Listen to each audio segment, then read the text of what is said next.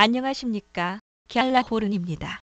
갤라호른에서는 외환거래란 무엇인지 다 같이 공부하는 시간을 마련하고 있는데요. 이번 시간에는 외환거래를 할 때 투자자들이 살펴야 할 것들은 무엇인지 확인해 보겠습니다.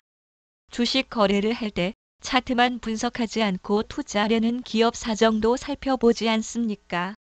매출이 얼마나 되는지, 기업 부채는 기업의 영업 활동으로 감당할 정도인지, 업종 현황은 어떤지 등등을 살펴보고 투자 여부와 투자 규모를 정합니다. 외환거래에서도 통화 움직임, 경제 현황 따위를 살펴보고 투자를 결정합니다. 그런데 외환 특성상 거시적인 면을 많이 살피지요. 국제 경제 흐름을 파악하는 일은 투자를 결정할 때 큰 영향력을 끼칩니다. 기본적 분석은 기업을 분석하는 주식 거래뿐 아니라 외환 거래에서도 필요합니다. 우스갯소리로 기본적으로 해야 하는 것이니까 기본적 분석 아니겠어요. 지난 2012년 그리스에서는 총선거가 있었습니다. 외국에서 선거가 있다는 게 외환 거래하는 우리하고 무슨 상관이 있을까 싶네요. 선거는 명백하게 정치 뉴스 아니겠습니까? 하지만 당시 그리스의 총선 결과는 많은 사람들에게 관심을 끌었는데요. 평범한 사람들이 단지 남의 나라 일에 흥미를 갖고 그리스 소식을 살펴보는 게 아니고 외환 투자자들도 그리스 총선 결과를 큰 관심을 갖고 지켜봤는데요. 그리스 총선 결과에 따라 유로화의 운명이 결정될 수 있기 때문이었습니다. 당시 그리스는 2008년 금융위기 여파로 재정위기를 겪고 있었습니다. 그리스는 자국 통화 가치를 떨어뜨려 경제 위기를 벗어나고 싶었지만 그리스는 유로화를 사용하는 유로존에 속해 있었다는 게 문제였습니다. 그리스로서는 자국의 경제 회복을 위한 통화 정책이 상당히 제한적일 수밖에 없었습니다.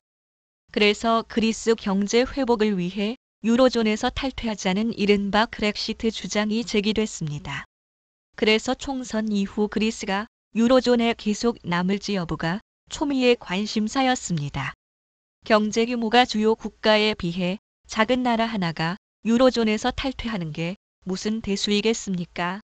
그럼에도 사람들이 그리스의 총선 결과, 나아가 그리스의 유로존 탈퇴인 그렉시트 여부에 촉각을 곤두세운 이유는 유로화의 신뢰 문제가 걸려 있었기 때문입니다.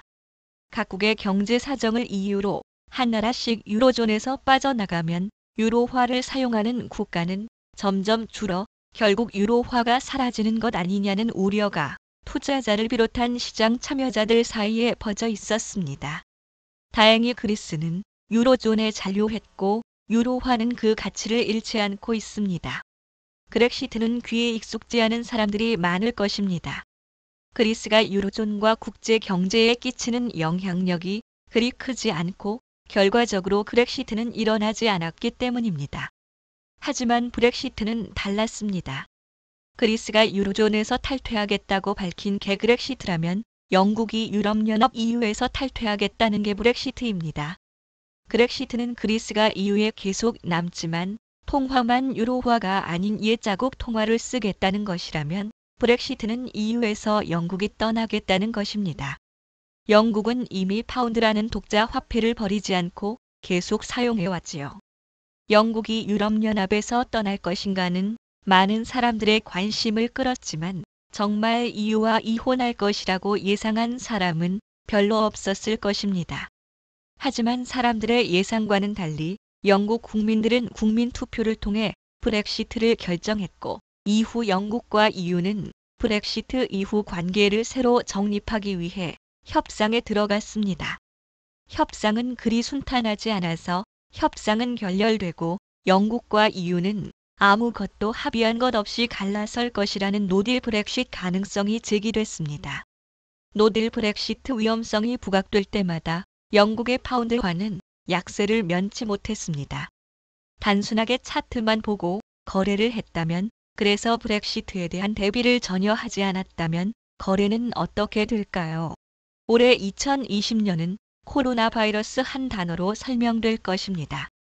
이 때문에 세계 경제는 초토화됐고 우리나라라고 예외는 아니었습니다. 코로나 바이러스는 보건, 건강 뉴스입니다. 하지만 금융시장 참가자들도 이것에 촉각을 곤두세울 수밖에 없는 이유는 굳이 이 자리에서 설명하지 않아도 우리 모두 알고 있습니다. 바이러스 확산세가 심해지면 경제에 대한 부정적 견해가 강해지고 투자자들은 안전 자산에 눈을 돌립니다. 그래서 금, 달러 매수에 열을 올리지요.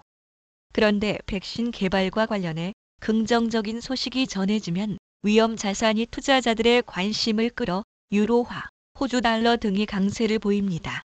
뿐만 아니라 각국 지도자의 말 한마디에 환율이 예민하게 반응하기도 합니다. 특히 지난 2019년 미국의 트럼프 대통령이 미중 무역 갈등 관련 트윗을 올릴 때마다 환율 차트는 크게 움직였습니다. 환율을 분석할 때 차트만 분석하면 안 되는 것이 지금까지 살펴본 바와 같이 경제 이벤트, 심지어 정치, 보건 관련 소식에도 환율이 민감하게 반응하기 때문입니다. 실물 경제라는 것이 독자적인 영역 안에서만 움직이는 게 아니라 다른 영역과 깊은 관계를 맺고 서로 영향을 주고받습니다. 그래서 경제, 우리 관심사인 외환 투자만 볼 수 없는 노릇이지요. 이번 시간에는 기본적 분석이 왜 필요한지 몇 가지 예를 들어 설명했습니다. 다음 시간에는 기본적 분석을 위해 투자자들이 관심 있게 챙겨야 할 것들을 살펴보겠습니다. 지금까지 갤라호른이었습니다. 감사합니다.